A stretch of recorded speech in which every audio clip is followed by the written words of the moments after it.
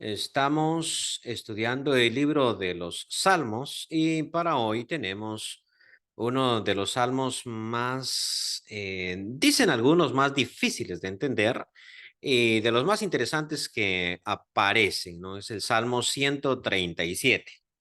Lleva como título en la Reina Valera Lamento de los cautivos en Babilonia. Es un salmo imprecatorio. Cuando hablamos, ya hemos visto algunos de esos salmos, pero no les habíamos puesto atención. Un salmo imprecatorio se le llama a aquellas oraciones que Israel hace por la destrucción del enemigo, ¿no? Esto no es muy bien visto dentro de la iglesia, es decir, este tipo de oraciones, pero en el Antiguo Testamento aparecen muchas donde Israel está pidiendo por la destrucción de sus enemigos. Cada vez que se pide, Señor, castiga a los malos o Señor, castiga a los que nos han hecho daño, a eso se le llama salmos imprecatorios. Y de hecho, este Salmo 137 también está dentro de nuestros himnarios y se convirtió en una canción de rock and roll bastante popular en español. Eh, Aparece, pero lamentablemente es una pésima traducción del Salmo, ¿no? Por los ríos de Babilonia, por los ríos de Babilonia. Okay. Esa cancioncita precisamente en inglés sí es un himno del himnario de las iglesias de Cristo y tiene exactamente la misma música, ¿no? Esa música es del himno y tiene la misma letra que en el Salmo en inglés. ¿Qué dice ese Salmo? Bien, para entrar en materia. Junto a los ríos de Babilonia, allí nos sentábamos y aún llorábamos, acordándonos de Sión. Sobre los sauces en medio de ella colgamos nuestras arpas. Y los que nos habían llevado cautivos nos pedían que cantásemos. Y los que nos habían desolado nos pedían alegría, diciendo, cantadnos algunos de los cánticos de Sión. ¿Cómo cantaremos cántico de Jehová en tierra de extraños? Si me olvidare de ti, oh Jerusalén, pierda mi diestra su destreza. Mi lengua se pegue a mi paladar si de ti no me acordare. Si no enalteciere a Jerusalén como preferente asunto de mi alegría. Oh Jehová, recuerda contra los hijos de Edom el día de Jerusalén, cuando decían, arrasadla, arrasadla hasta los cimientos. Hija de Babilonia la desolada, bienaventurado el que te diere el pago de lo que tú nos hiciste. Dichoso el hombre, perdón, dichoso el que tomare y estrellare a tus niños contra la peña. Viene, termina de una manera bien trágica ese versículo 9, ¿no? Pero vamos a ir despacito hacia allá, ¿no? Dichoso el que tomare y estrellare tus niños contra la piedra. Es tremendo salmo imprecatorio, ¿no? El salmista arranca diciendo, bueno, y parece que este salmo obviamente está siendo escrito en la época del exilio. Imposible que sea de David, por ejemplo, para aquellos que piensan que David escribió todo el libro de los Salmos, ¿no? Esto es imposible. Se da mucho más adelante. Entonces, los israelitas, para poner en contexto esto, se portaron muy mal. De hecho, los profetas decían, en términos generales, que Israel se había comportado peor que los pueblos que habitaban esa tierra antes que ellos. Y se comportaron tan mal, ¿no? Entonces, con el tiempo, el reino de Israel se partió en dos países, dos naciones. En el norte quedaron 10 tribus y dos al sur, que eran la tribu de Benjamín, la tribu de Judá y la tribu de Leví, que no contaba realmente como una de las tribus, ¿no? Eran los sacerdotes, eran los dedicados al templo. Realmente Israel tenía 13 tribus, ¿no? Entonces diríamos 3 quedaron en el sur y 2 quedaron, 10 quedaron en el norte. Las tribus del norte fueron llevadas al cautiverio más o menos en el año 721 por los asirios. Y mucho más adelante, 150 años más o menos adelante. Nosotros llevamos 200 años de independencia, entonces ya vemos que eso sí es tiempal, ¿no? 150 años después, el reino del sur en el 586 fue llevado cautivo a Babilonia. Ahora, eso fue duro y traumático, porque En cierto sentido, la gente de aquella época confiaba en que Dios era o bien alcahuete o bien no le importaba lo que el pueblo hiciera. Yo creo que eso es muy típico de la mentalidad religiosa. O sea, estamos con Dios y por lo tanto Dios nos va a pasar por alto cualquier pecado y picardía que nosotros hagamos. Entonces Israel era sumamente injusto y los profetas dan testimonio de eso. Sin embargo, ellos decían, a nosotros no nos va a pasar nada porque con nosotros está el Señor. Uno de los grandes profetas de la época, Jeremías, se paró en el templo, ahí en la entrada del templo, y decía, no digan templo de Jehová, templo de Jehová, templo de Jehová es este. Vayan allá a Silo, o sea, vayan a ver lo que sucedió, vayan a ver cómo quedó, van a ver cómo lo destruyó el Señor. Entonces no digan eso porque el Señor lo va a destruir por la injusticia de ustedes, pero ellos no lo creían. Israel, decían ellos, es el favorito de Dios y puede hacer lo que a él le venga en gana. Y no es así. O sea, una cosa es que Dios lo ame y el Señor al que ama castiga, disciplina, ¿no? Los mandó para el exilio y claro, eso fue traumático. Allá en el exilio ellos tuvieron que entender, hicimos lo malo. De hecho, uno de los libros mejores para entender lo que Israel concebía y pensaba y cómo Dios le habla es el libro de Lamentaciones. O sea, Lamentaciones en su segundo poema dice, verdaderamente nos vino este castigo por lo que nosotros hicimos. Jerusalén pecó, Israel pecó, entonces por eso nos vino lo que nos vino. De cualquier manera, sufra uno las consecuencias de su pecado, y esté uno consciente o no consciente de su pecado, eso es bastante traumático. Entonces, para ellos fue traumático. Y a partir de ahí surge precisamente este salmo, ¿no? Junto a los ríos de Babilonia, el Tigris y el Éufrates, ¿no? Que los grandes ríos de allá. Allí nos sentábamos y aún llorábamos, acordándonos de Sión. Tal vez podríamos pensar, oye, pero es que Babilonia era muy fea y Sion muy bonita. Pues no importa qué tan bonito sea, qué tan feo sea el lugar a donde uno vaya, no es tu tierra, no es tu nación, no es tu país. A veces me toca a mí viajar y me quedo en muy buenos hoteles, pero no se descansa como en la cama de uno. La cama de uno es la que mejor lo hace a uno reposar, aunque ya tenga un resorte que lo esté molestando toda la noche, ¿no? Entonces, siempre la cama de uno es la mejor, ¿no? Entonces ellos decían, mira, ahí junto a esos ríos, ¿no? Que me imagino es una gran belleza, si ahí surgió la civilización precisamente, ahora cuando los gringos iban a invadir Irak, ¿no? En la Segunda Guerra del Golfo, algunos de los periodistas decían, vamos a llevar la civilización a aquella tierra, vamos a llevar la democracia de la civilización a aquella tierra. Y decía uno de mis profesores de historia en Estados Unidos, estos tontos decían, no saben que la civilización surgió allá. Vamos a llevar la civilización allá donde surgió la civilización. Es una gran potencia. Pero allí, en esos lugares, ellos decían, nos sentábamos y llorábamos, acordándonos de Sion, de nuestro país, de nuestra nación.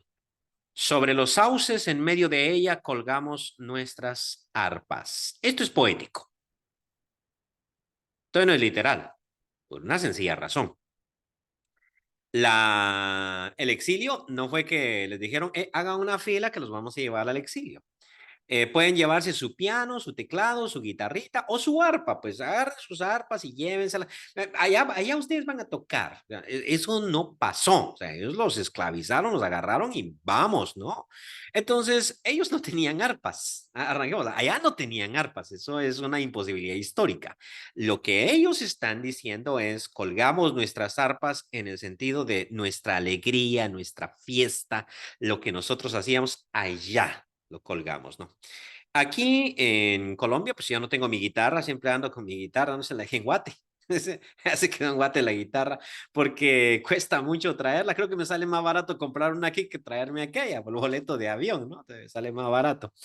No, pues no he colgado la guitarra porque ni siquiera traje guitarra, ¿no? Pero pude haber dicho, si mi vida aquí fuera muy desdichada y muy triste, allí colgué mi guitarra. ¿Cuál guitarra? No, te estoy diciendo que aquí ya no me dan ni ganas de cantar, ni ganas de tocar la guitarra, ¿no? Entonces, esa es la idea. sobre los sauces en medio de ella, de Babilonia, los sauces de ahí, ¿no? Colgamos nuestras arpas. ¿Por qué? Porque no estábamos como para hacer fiesta, sino nosotros estábamos llorando. Nos sentamos y lloramos acordándonos de Sión. Y los que nos habían llevado cautivos, versículo 3, nos pedían que cantásemos. Eso sí es triste, ¿no? Pues canten.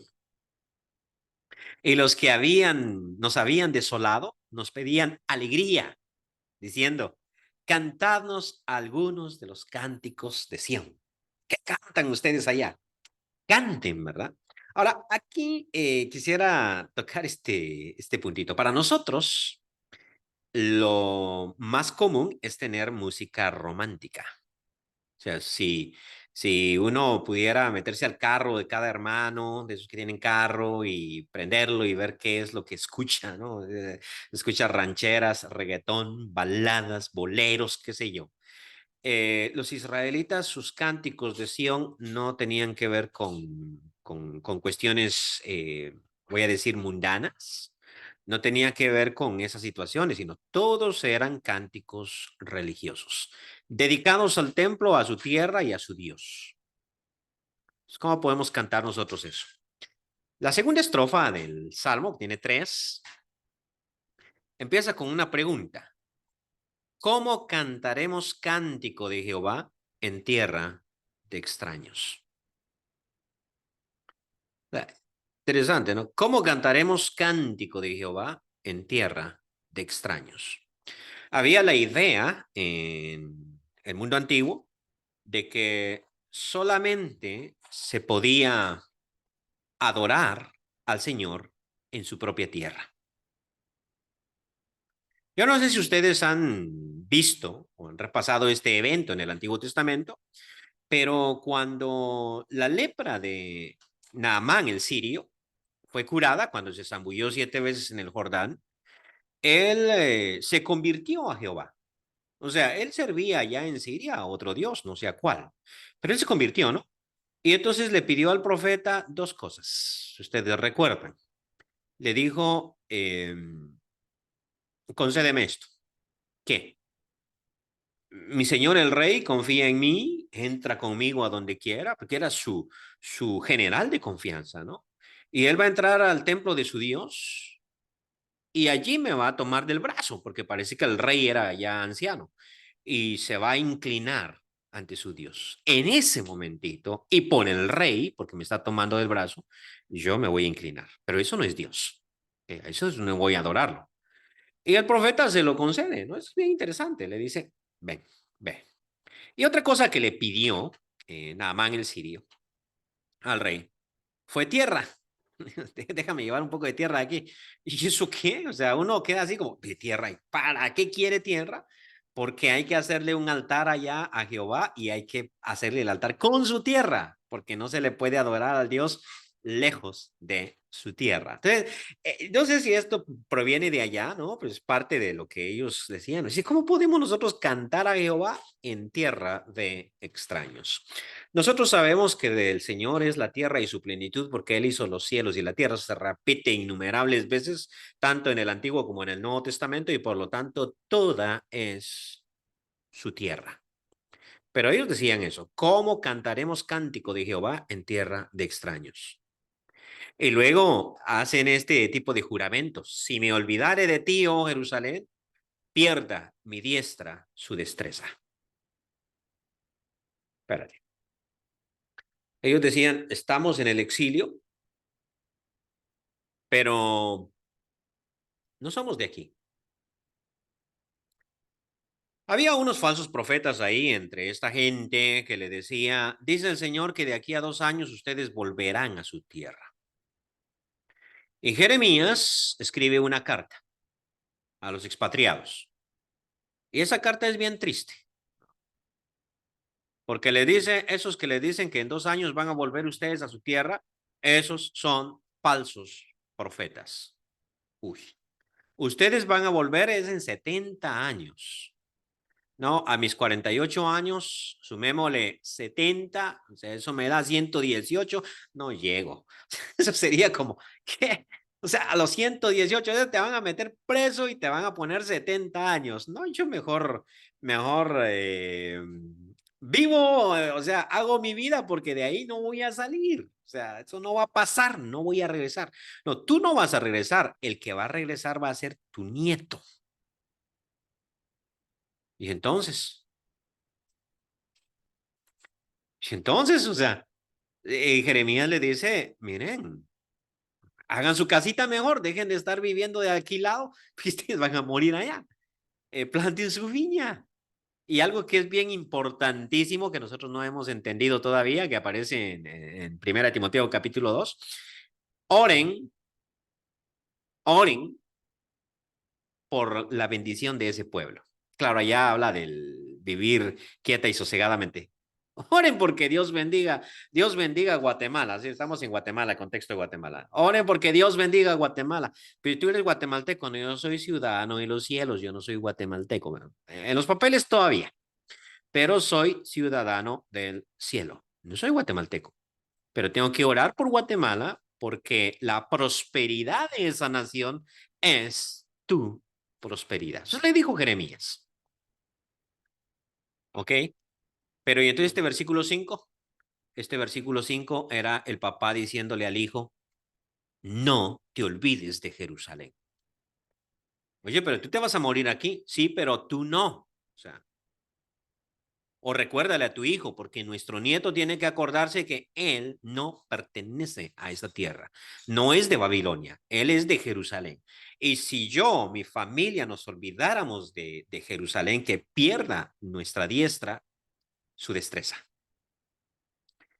A ver, mi lengua se pegue a mi paladar, si de ti no me acordare, si no enalteciere a Jerusalén como preferente asunto de mi alegría. Uno dice, ¿y esto? Y aquí se podría sacar una interesante predicación de esta partecita.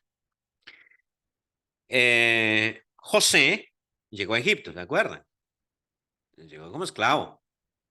En Egipto le fue muy mal al inicio y después le fue muy bien. O sea, mejor dicho, alcanzó la más alta posición que podía alcanzar. O sea, es que Faraón no podía hacer. O sea, no te puedes convertir en Faraón. Eso está en chino, pero alcanza un nivel de prestigio, ¿no? Allá interesante.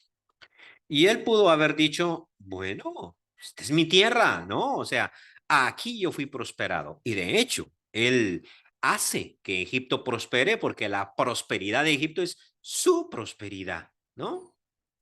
La prosperidad de Egipto significó la vida de su familia. Bueno, pero lo interesante es que cuando Israel sale de Egipto, 430 años más tarde, o sea, el doble de lo que llevamos nosotros de independencia, más de lo que fuimos colonia de España. O sea, a veces uno oye eso así como rapidito, 430 años. Él se vea como 43. No, no son 43, son 430 años. Es mucho tiempo. Es mucho tiempo.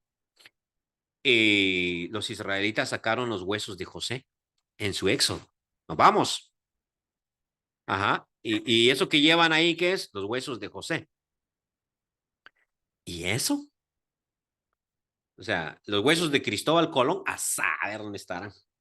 Los huesos del adelantado de Pedro Alvarado, a ver dónde está. Y Tecunumán, a ver si existió el tipo, ¿no? O sea, es más, ¿dónde está eso? A uno, ¿qué le importa, no? Pero José estaba al tanto. Doy instrucciones. Dios a ustedes los va a sacar de aquí. Y mis huesos, ustedes se los van a llevar. Entonces no vas a hacer vida en Egipto, pues lamentablemente no me queda tiempo y sí tengo que morir y ser sepultado en Egipto, pero no soy egipcio, o sea, ustedes se llevan mis huesos. A veces nosotros nos sentimos sumamente cómodos con esta tierra y por eso pensamos mucho más en la vida en este planeta de lo que nosotros deberíamos. O sea, al igual que los huesos de José fueron llevados a la tierra prometida, Dios vendrá por nuestros huesitos, por nuestro cuerpo, porque hay una resurrección de los muertos. Cuando Cristo venga, dice, los muertos en Cristo resucitarán primero y luego todos los que estemos vivos y los que hayan estado muertos seremos arrebatados para estar juntamente con Él, ¿no? Para recibirlo en el aire y así estar para siempre con Él. Entonces, no te acostumbres mucho a esta tierra, que no eres de aquí. No te acostumbres mucho porque algún día tienes que regresar, tienes que irte, ¿no? Claro, nosotros no pensamos en una tierra. Yo no estoy diciendo que den instrucciones acerca de mis huesos cuando mis hijos salgan de la esclavitud aquí en Colombia, entonces llévense mis huesos paraguates. Ese no es el asunto, ¿ah? Ese no es el asunto, porque los patriarcas, dice la carta a los hebreos, no estaban pensando en su tierra, o sea, cuando vivieron en tiendas, que esta es la misma idea, Abraham, Isaac y Jacob habitaron en tiendas, nunca se hicieron casa, porque ellos eran extranjeros peregrinos en esa tierra que Dios les había prometido, pero si nos fijamos en Hebreos, dice, ellos no estaban pensando en esa tierra. O sea, Dios le dijo a Abraham, la tierra que ves es tuya. Esta no es la que quiero, dijo él. Esta no es la que yo quiero. ¿Y cuál es la que quieres, pues? Entonces, esta no es mi tierra. Entonces, ¿qué piensa regresar a Ur? No. Hebreos dice, tiempo suficiente tuvieron para volver. No volvieron. Entonces significa que ellos estaban buscando una patria distinta, la misma que nosotros buscamos. A veces uno vive en este mundo tan contento que ya no se acuerda de la Sion celestial,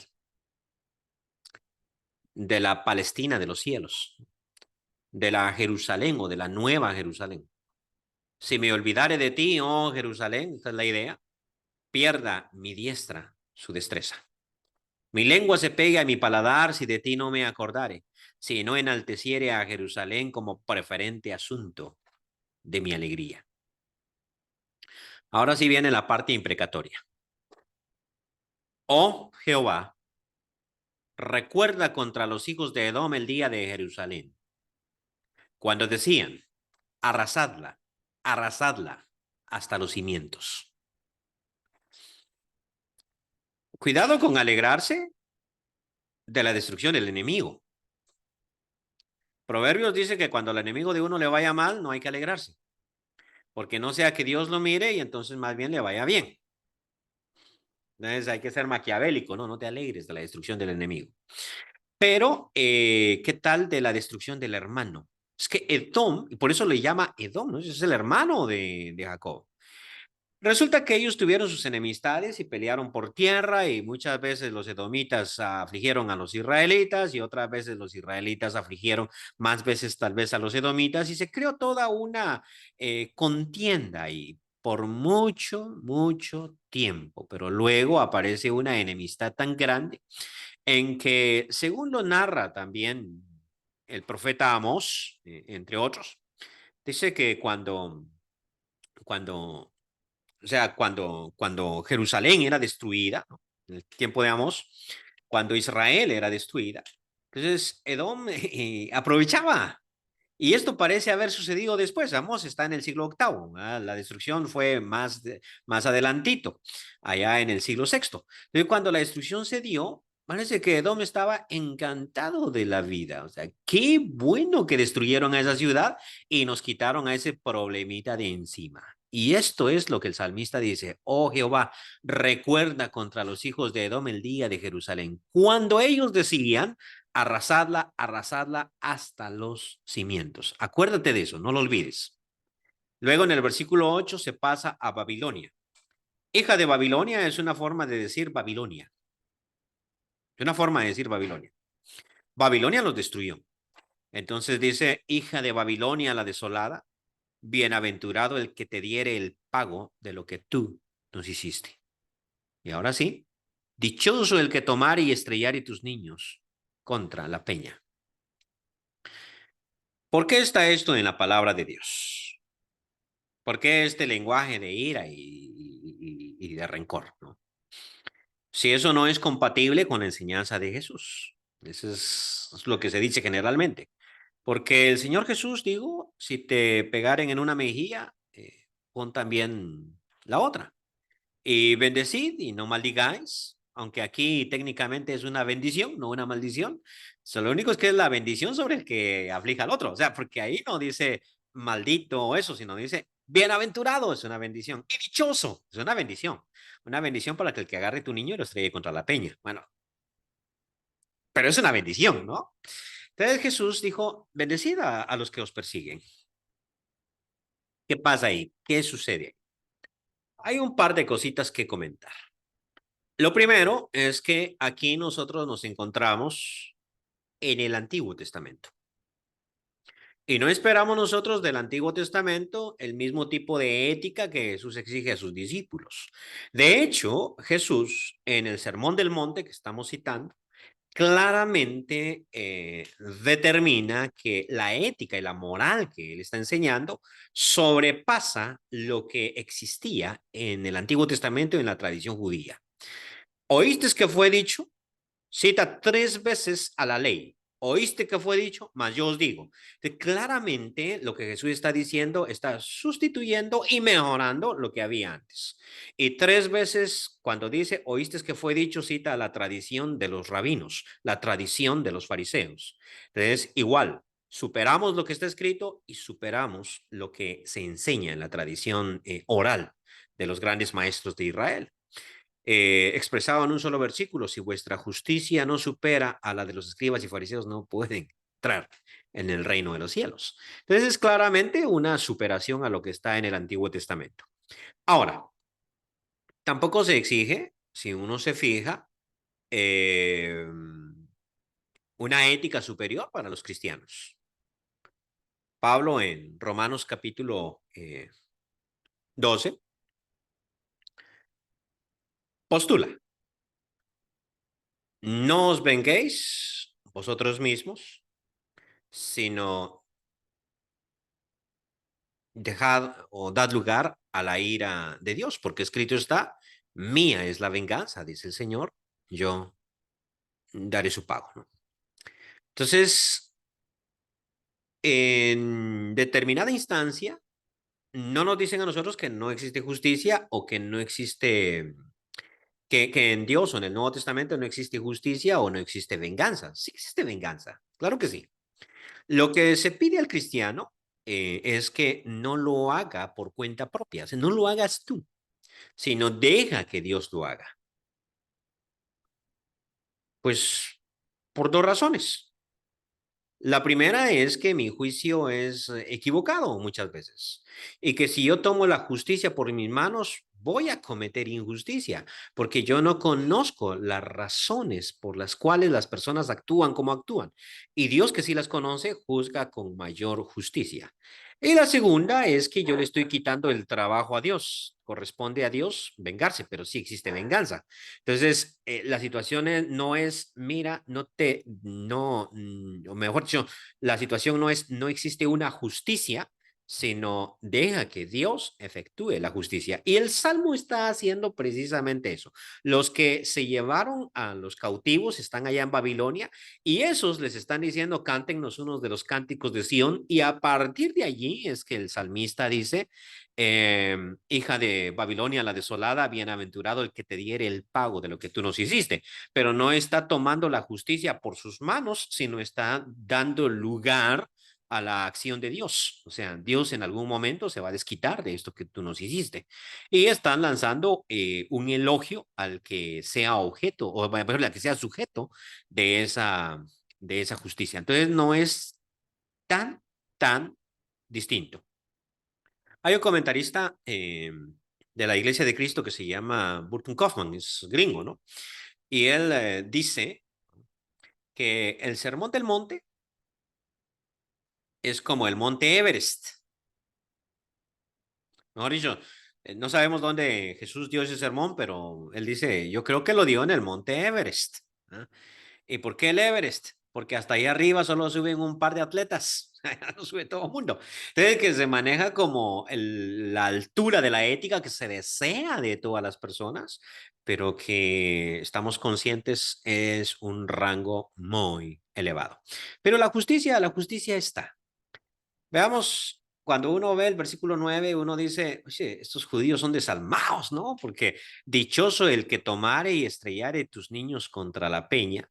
Pero a uno se le olvida el versículo 8, hija de Babilonia, la desolada, bienaventurado el que te diere el pago de lo que tú nos hiciste. A ver, ¿y eso qué implica?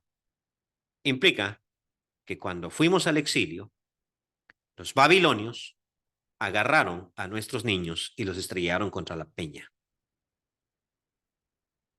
Era la forma en que mataban y eso se dio. O sea, es que el exilio fue grave. O sea, el libro de Lamentaciones habla de esas cosas, habla incluso del momento en la hambruna en que las madres se comían a sus hijos.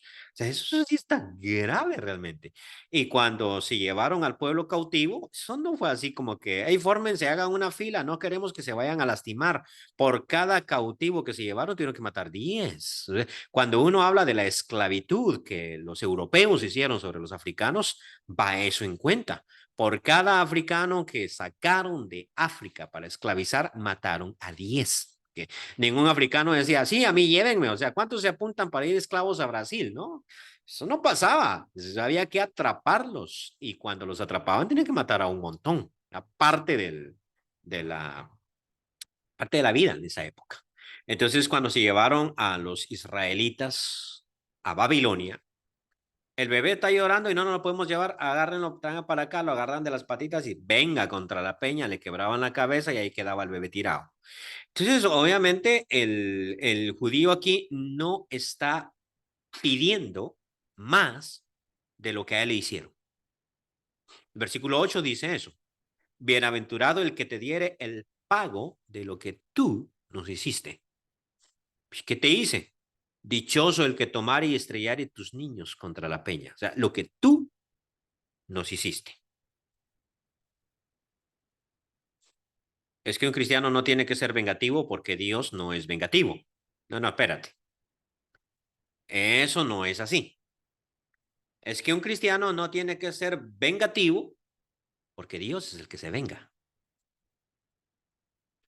En Apocalipsis, en Apocalipsis, allá en el capítulo 16, las copas de la ira, hay una de esas copas que se derrama sobre las aguas y todas las aguas se convierten en sangre.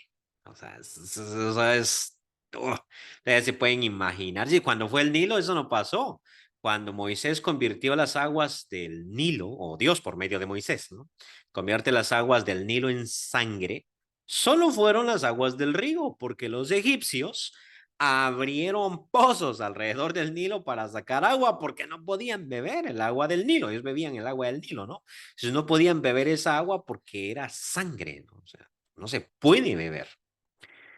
Bueno, aquí en Apocalipsis tenemos la conversión de toda el agua en sangre. Pero lo interesante en ese capítulo, y lo pueden revisar más tarde, es que hay una voz que se oye, ¿no? Y dice, justo eres, Señor, Dios nuestro, porque les diste a beber sangre, porque ellos derramaron la sangre de tus santos, de tus profetas. Fíjate, eso es tremendo, ¿no? Porque ante la plaga de la sangre sale la voz que alaba esa situación y que dice, justo eres, oh Dios. Eso suena grave. Justo eres, oh Dios, porque ellos mataron a tus profetas, ellos mataron a tus santos, derramaron su sangre. Justo eres que les diste a beber sangre. ¿Eh? El Nuevo Testamento también presenta el mismo concepto. Bienaventurado el que te diere el pago de lo que tú nos hiciste. Eso está alabando a Dios porque le dio el pago de lo que les hizo. Bienaventurado el que tomare y estrellare tus niños contra la peña. Tremendo salmo imprecatorio y generalmente los teólogos tienen problemas con este salmo porque tratan de explicarlo y tratan de decir, es que no dice lo que está diciendo. No, no, no, es que no se trata de explicar la escritura, se trata de aceptar lo que está diciendo. Dice lo que está diciendo y es coherente con el resto del Nuevo Testamento. Es coherente. O sea, a nosotros Dios nos pide no vengarnos y bendecir, en vista de que existe una justicia y hay un momento en que a cada quien se le dará el pago de lo que hizo, siempre y cuando no se arrepienta, porque mientras hay vida, hay esperanza de cambio.